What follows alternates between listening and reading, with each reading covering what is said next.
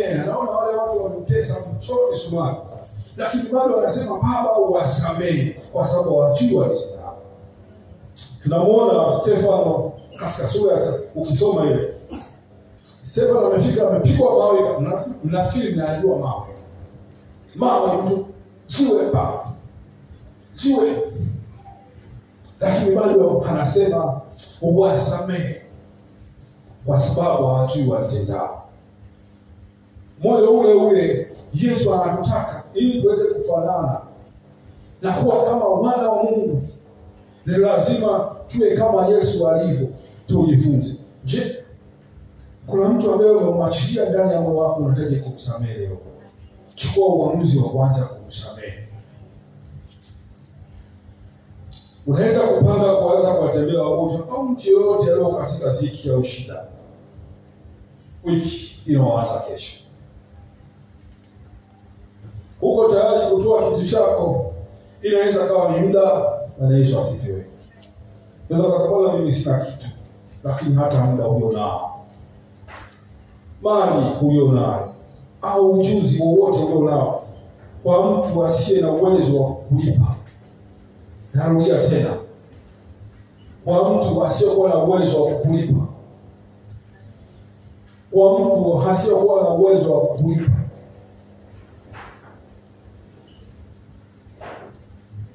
Imani haiwezi kuishi peke yake.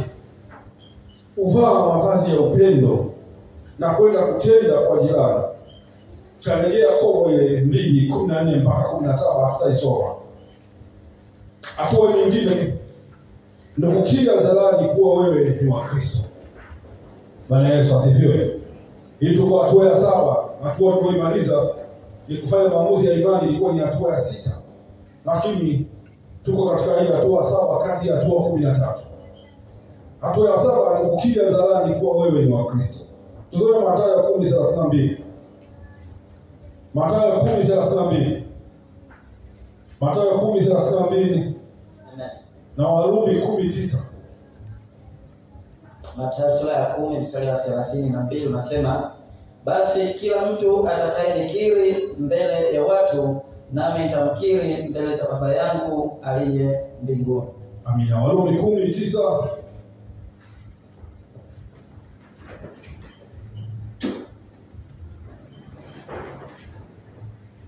Warumi sura ya 10 na 9.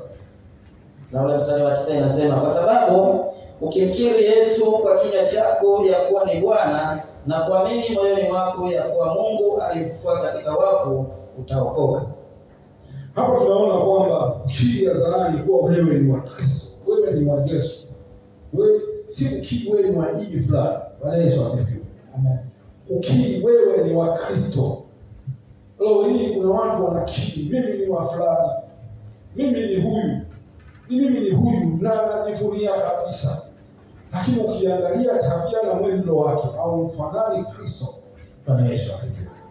Kwa hiyo ni lazima kwanza uoneshe kwamba hadharani kuwa wewe ni wa Kristo. Na unaposema wewe ni wa Kristo, watu wanatazamia kuyaona yale matunda ya Yesu ndani yako katika maisha yako ya kila siku na mwendo wako. Kwa hiyo kumkiri kwa wewe ni kielelezo cha imani ya kweli. Imani ya ndani inaonekana kwa ujasiri wa nje. Yesu alikataa wale wafuasi wa kumfuata kwa siri kwamba mimi ni wa Kristo, hapana. Bali mashahidi walio tayari kumtangaza kwa uwazi hata kwa gharama. Bwana Yesu asifiwe. Unapomkiri Yesu hadharani, kwanza inaonyesha kwamba Yesu ni wa muhimu zaidi kuliko heshima ya dunia yote. Bwana Yesu asifiwe. Hata kama ungekuwa kuna mtu anaheshimika duniani kote lakini hana Yesu, na wewe hauheshimiki kabisa lakini una Yesu, kwamba wewe ni wa thamani zaidi kuliko yule mtu ambaye hana kila kitu katika dunia hii. Tunapomkiri Yesu unaelewa thamani ya wokovu kuliko kubalika na watu. Bwana Yesu asifiwe. Nyosha mkono kidogo kama una amani. Ni ishara ya kumshinda shetani dhidi ya usingizi. Lakini pia tunapomkiri Yesu hadharani, tunaonyesha kwamba tuko tayari kwa mateso kuliko kuikana imani yako ndani ya Kristo. Narudia tena, uko tayari kwa mateso kuliko kuikana imani yako katika Kristo Yesu.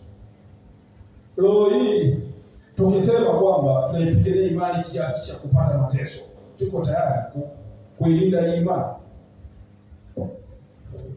Tuko tayari kuilinda imani hata katika mateso? Bwana Yesu asifiwe. Yule ambaye yuko tayari kuilinda imani hata katika kipindi cha mateso ni yule tu ambaye ana imani ya kweli na yenye nguvu. Na ndio maana mitume waliweza kustahimili katika mateso kwa sababu ya imani yao. Bwana Yesu asifiwe. Wengi walichomwa ngozi, wengi waliteswa, wengi walisulubiwa, wengi walipigwa kwa mawe mpaka kufa, lakini hawakuweza kumkana Yesu. Leo hii sisi tukipita katika changamoto tu ambazo kwanza hazitugharimu maisha, tunamwacha Yesu. Bwana Yesu asifiwe. Tuangalie hatua za kutenda imani kwa kupiga zalala.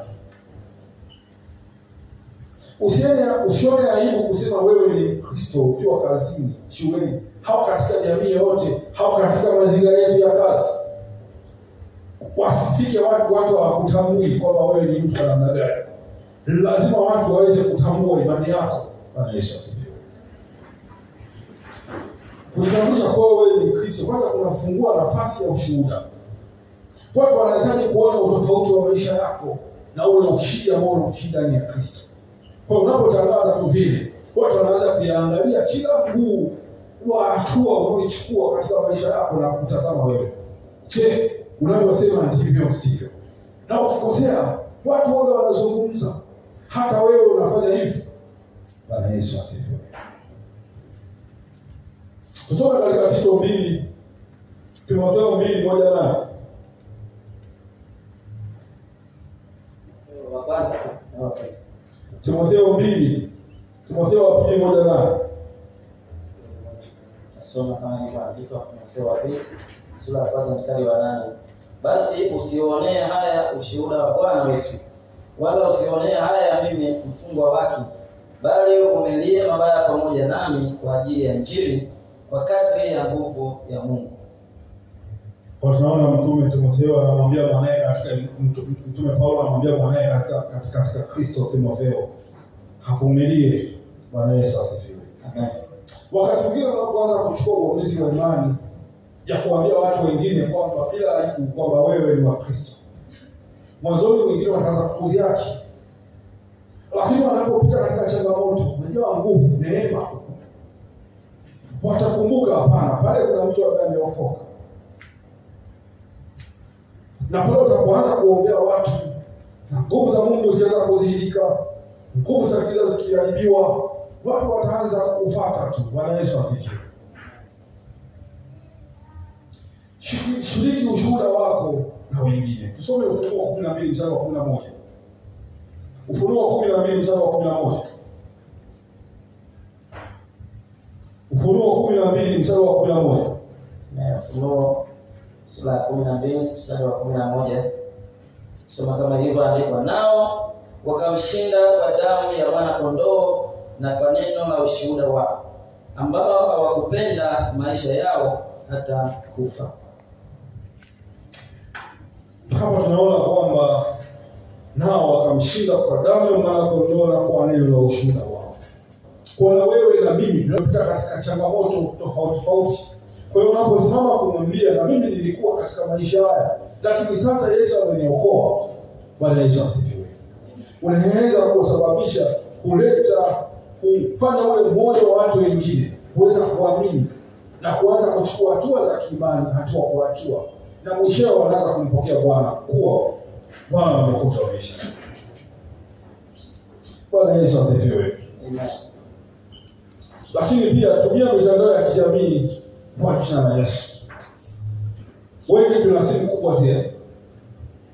Bwana Yesu asifiwe. Siku hizo wanaziita simu janja.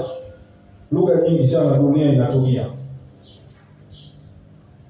Basi simu hizo unazoziona, shetani yuko kazini mchana usiku kuhakikisha kwa simu hiyo hiyo ulionayo unaenda motoni. Bwana Yesu asifiwe. Mmenisikia? Kwa sababu mambo yanayopita kwenye mitandao ni mambo ambayo hayafai hata kidogo. Na mengine hata hujagusa chochote simu, unashangaa tu kinapita paa. Bwana Yesu asifiwe. Wako makusudi kabisa. Sasa wewe mtu wa Mungu pia, mimi na wewe tunafanyika kuwa askari wa Yesu, kutumia mitandao hiyo hiyo kwa ajili ya Mungu.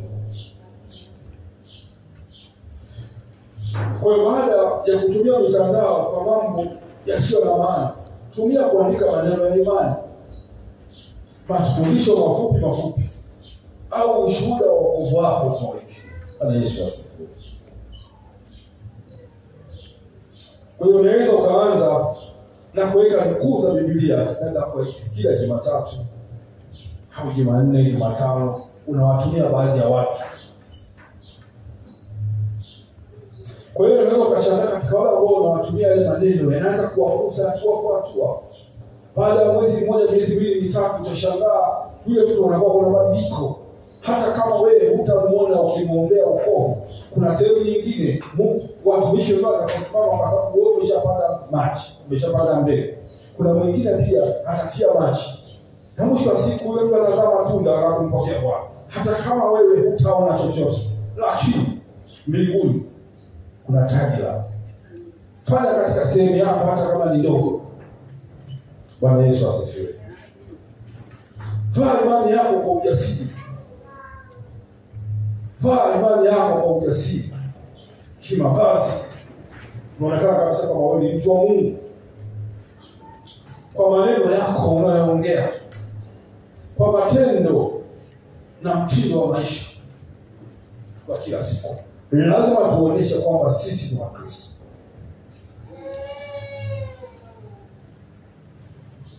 Tusijifananishe na namna dunia au mwenendo jinsi ulivyo. Tusome katika ile Warumi 12 mstari wa 2. Warumi 12 mstari wa 2. Bwana Yesu asifiwe.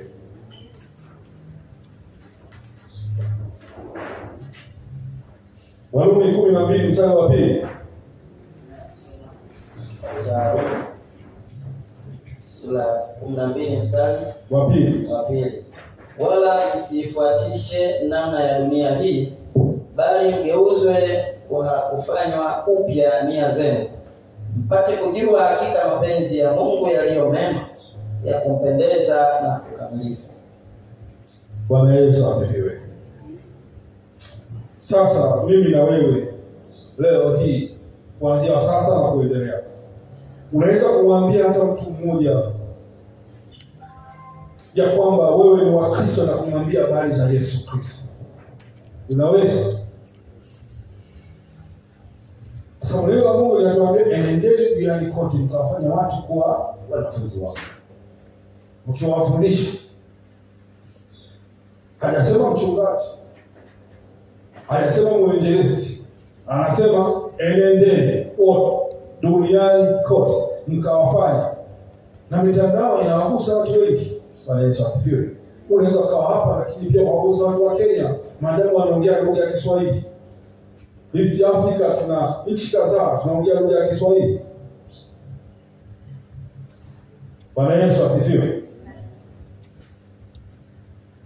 Uko tayari kuanza sasa hatua ya kuambia watu wengine kupitia neno, kupitia mitandao ya kijamii?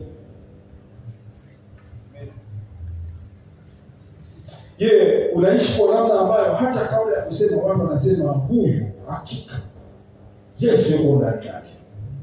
Hao unapotamka tu unakuwa una tofauti na namna dunia inavyoenda. Tunaona Warumi 12 na mstari wa 2.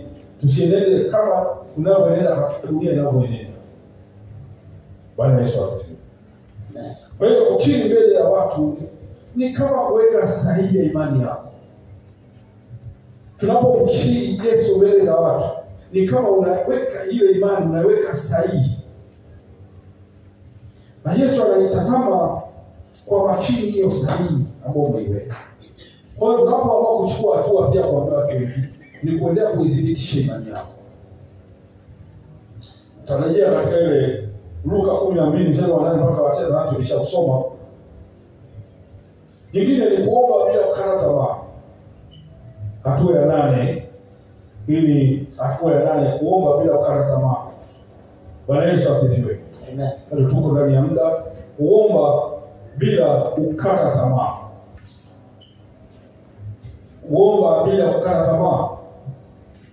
Akawaambia kwa mfano, ukiangalia ile Luka 18 mstari wa kwanza, tusome kidogo. Tusome maandiko kidogo hapa. Luka 18 mstari wa kwanza. Akawaambia mfano ya kwamba imewapasa kumuomba Mungu siku zote, wala msikate tamaa. Huyu ni Yesu mwenyewe anasema imewapasa kumuomba Mungu siku zote, maadamu wewe ni mwanadamu. Bwana Yesu asifiwe. Neno la Mungu linatuambia maadamu wewe ni mwanadamu, imetupasa kumuomba Mungu siku zote bila kukata tamaa. Kwa neno la kumbe kuna uwezekano wa kukata tamaa. Yesu anatuambia tusikate tamaa. Soma ile Wathesalonike wa kwanza 5:17. Wathesalonike wa kwanza 5:17. Wathesalonike wa kwanza sana mstari wa 17. Nasema ombeni bila kukoma. Wathesalonike inasema ombeni bila kukoma. Tunaambiwa tuombe bila nini? Kukoma. Kwa hiyo maombi yanakuwa ni tabia ya maisha yetu. Bwana Yesu asifiwe. Maombi. Sogea kwa. Maombi. Bwana Yesu asifiwe. Sijui kama nasikika. Maombi ni tabia ya maisha ya kila siku. Tusome Yakobo 5:16.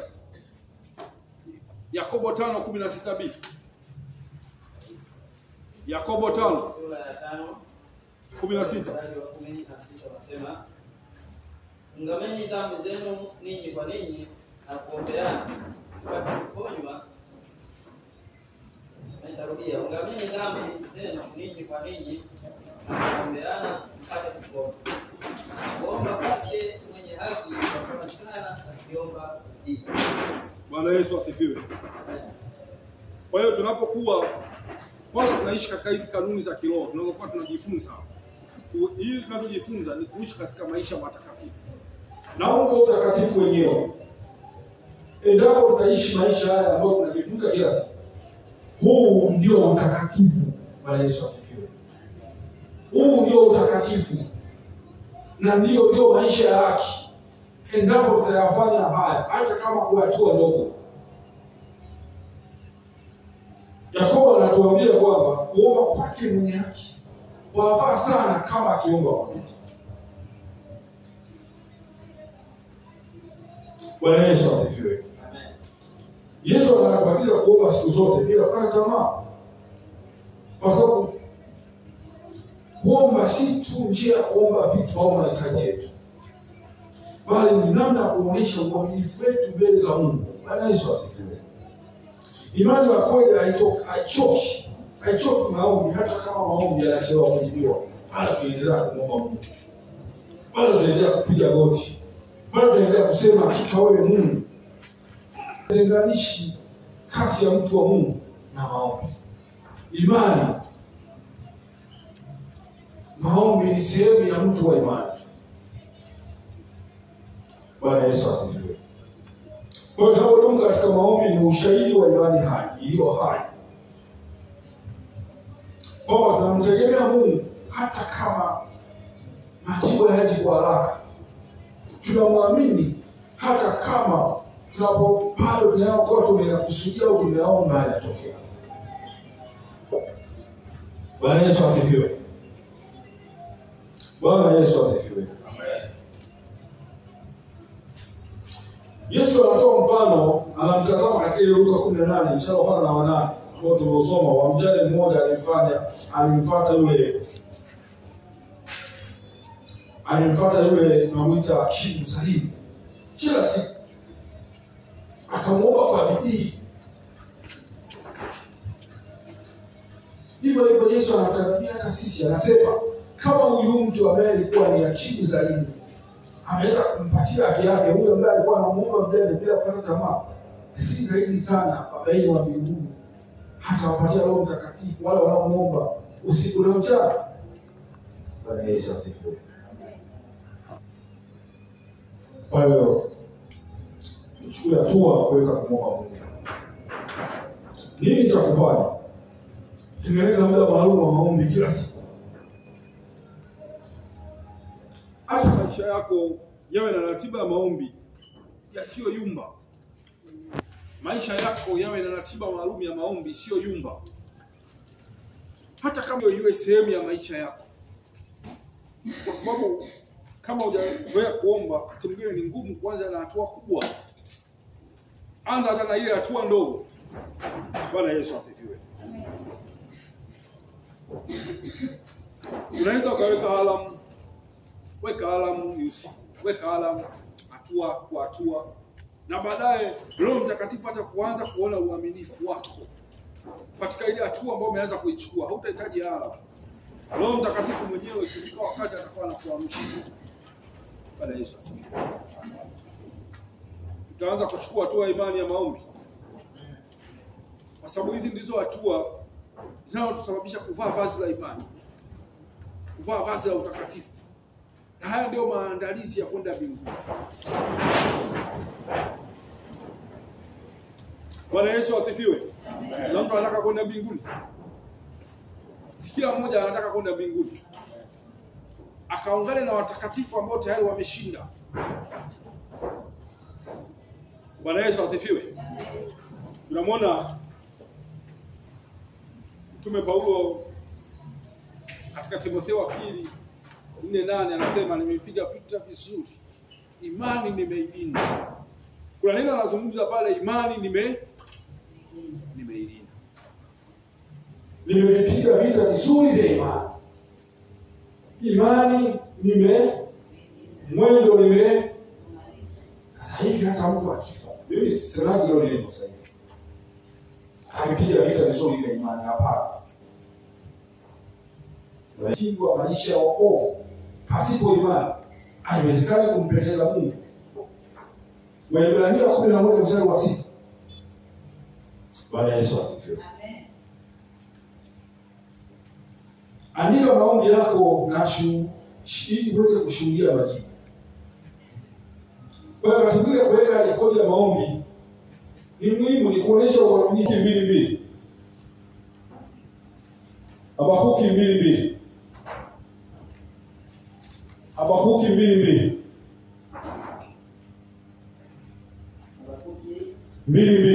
Mstari wa pili na inasema Bwana akanijibu akasema, iandike njozi ukaifanya iwe wazi sana katika vibao, ili aisomaye apate kuisoma kama maji. Bwana Yesu asifiwe. Ni muhimu sana kuandika hata kile ambacho unamuomba Mungu. Andika alafu anza kuomba. Bwana Yesu asifiwe. Na ukishamaliza kuandika, omba kwa imani, sio kwa mashaka. Yakobo 1:6 anasema lakini na aombe kwa imani pasipo shaka.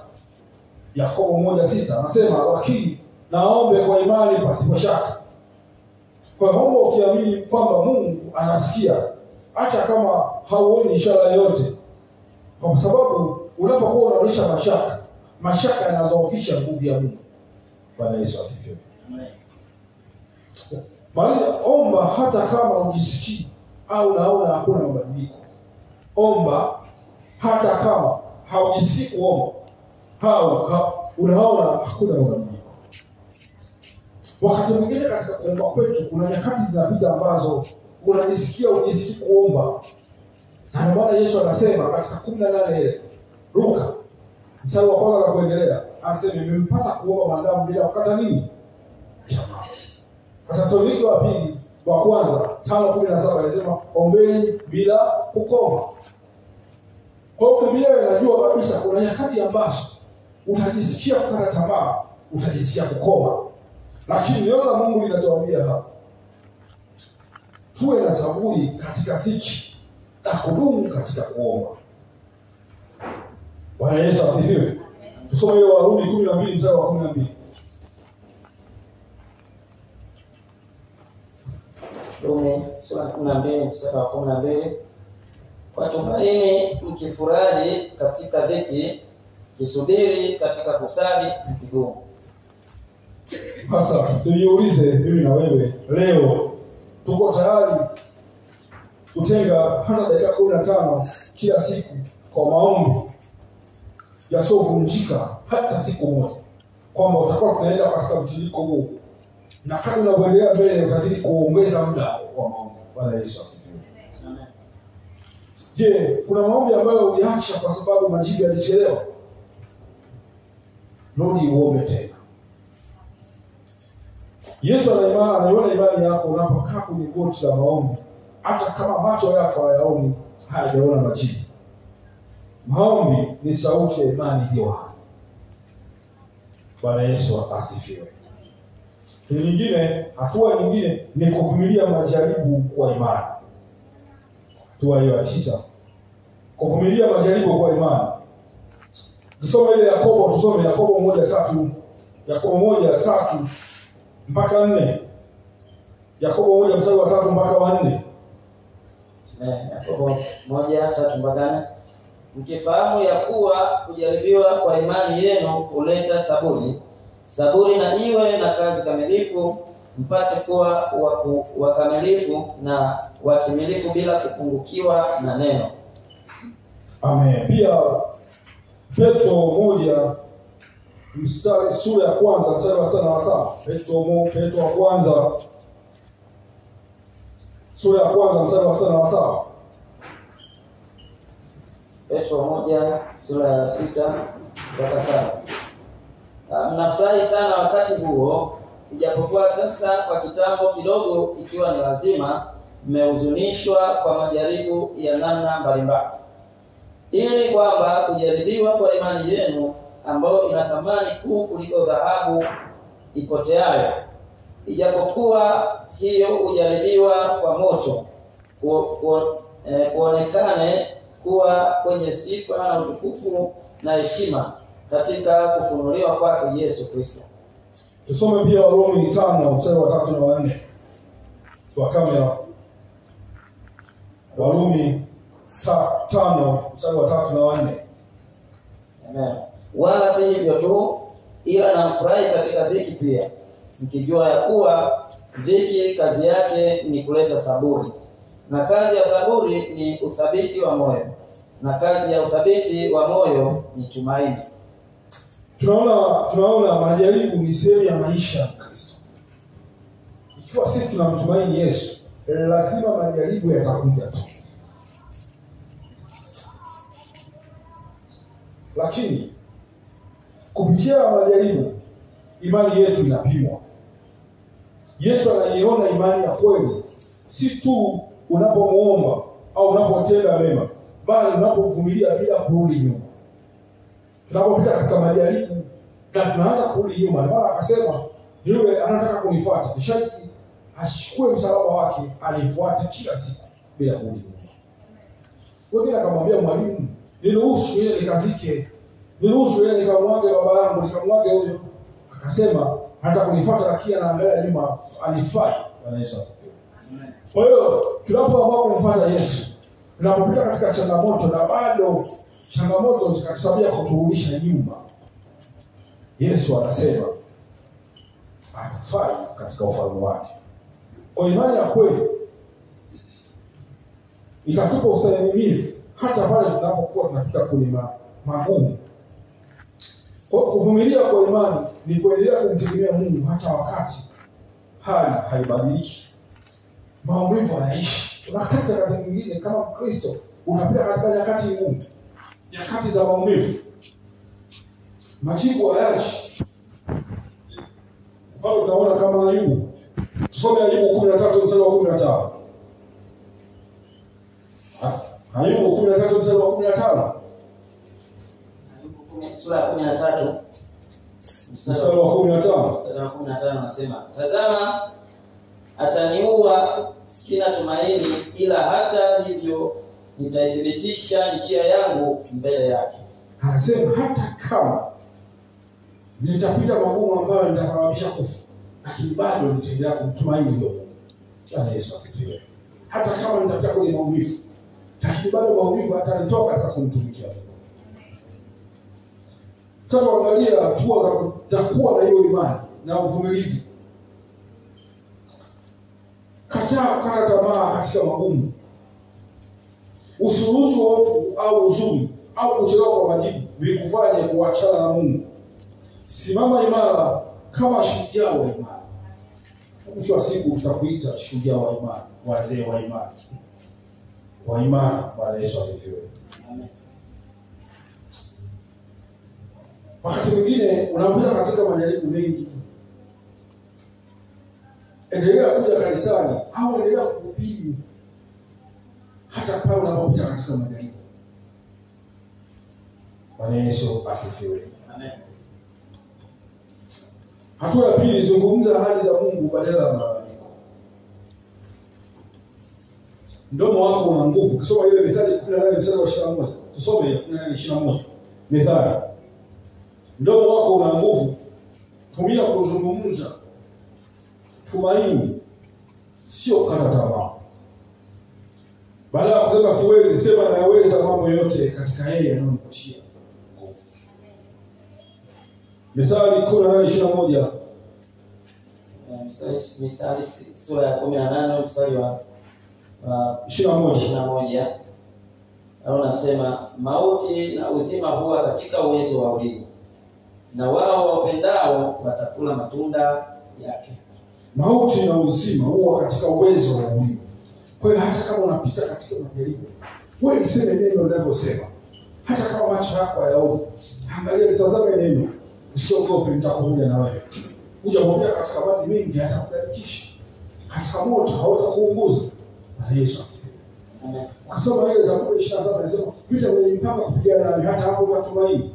Kwa hiyo wewe unaendelea kutumaini. Na Yesu asifiwe. Bwana Yesu asifiwe. Tafuta msaada wa maombi na ushauri kutoka kwa Wakristo wenye imani. Tafuta msaada wa maombi au ushauri kutoka kwa Wakristo wenye imani.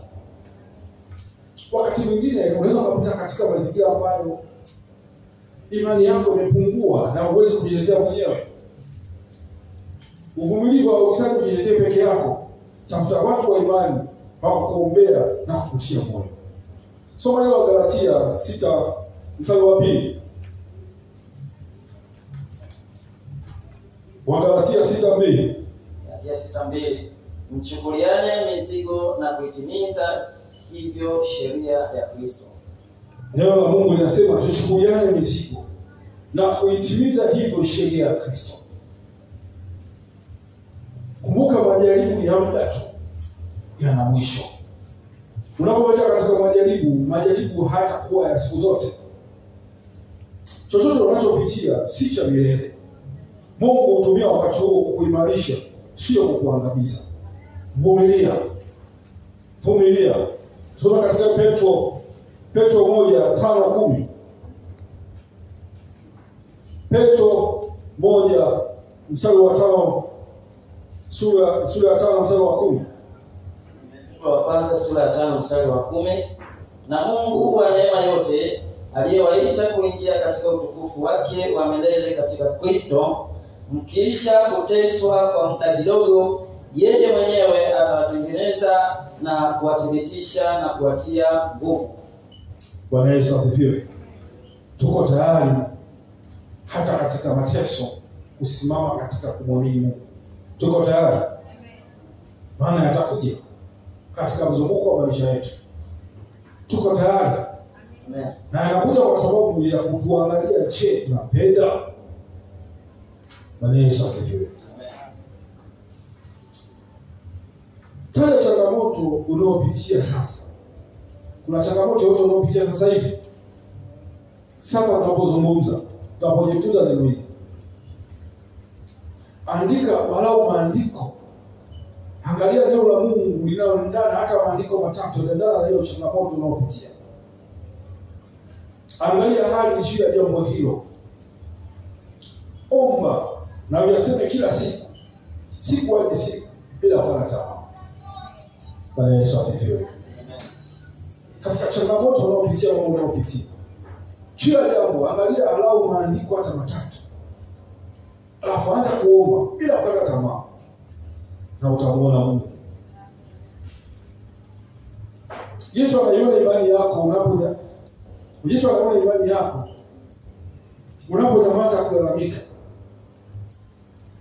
Badala yake unaimba sifa. Unaona unapojifuta machozi na bado unasema Bwana ni mwaminifu. Tunaona Paulo na Sila walipokuwa gerezani, wamefungwa katikati ya usiku wa manane, minyororo huko na huko, walinzi kote kote, lakini bado wakaanza kusimama usiku ule ule, wakaanza kumsifu Mungu. Maana kuna wimbo fulani wa zamani wanasema Paulo na Sila waliomba milango ya gereza. Hawa watu wanatufundisha jinsi imani inavyofanya kazi.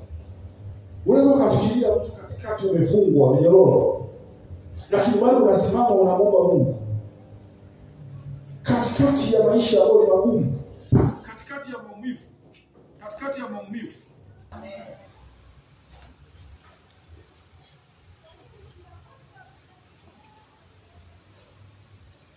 Jambo la hatua ya 10 ni kufanya huduma kwa wengine. Soma ile Waebrania 6 mstari wa 10. Waebrania 6 mstari wa 10. Mathayo 25 mstari wa 40 na Petro wa kwanza 4:10. Maana Mungu si dhalimu hata aisahau kazi yenu na pendo lile mlilolidhihirisha kwa jina lake. Kwa kuwa mmewahudumia watakatifu na hata hivi sasa mngali mkiwahudumia. Amen. Mathayo 25:40. Mathayo 25 mstari wa 40. Na mfalme atajibu akiwaambia, amini nawaambia, kadri mlivyomtendea mmoja wapo wa hao ndugu zangu walio wadogo, mlinitendea mimi. Na Petro wa kwanza 4:10. Petro wa kwanza 4:10. Sura ya 4 mstari wa 10.